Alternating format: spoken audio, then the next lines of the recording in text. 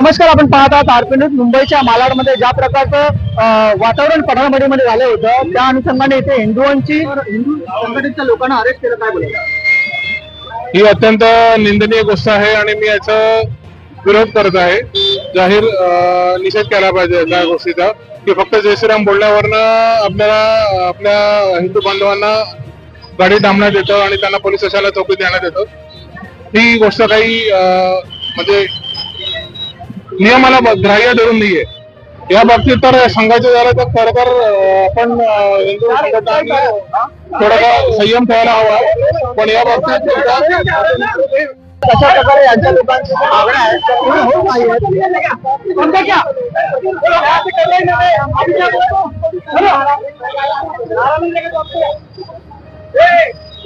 निव्वळ आता तुम्ही पाहिलं कशा प्रकारे लांबून घेऊन जात आले. अतिशय चुकीचं आहे.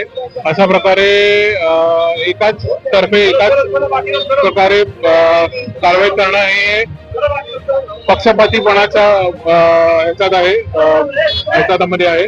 आणि मी याचं वैयक्तिकरित्या आणि एक संघटनाच्यारित्या कोणीच याचं समर्थन करू शकत नाही. आणि पूर्ण प्रकरणामध्ये त्यांचे काय मत होतं हे देखील त्यांनी मांडलं. अशा प्रकारच्या अनेक बातम्या पाहण्यासाठी पाहत राहा RP news live Marathi Mumbai.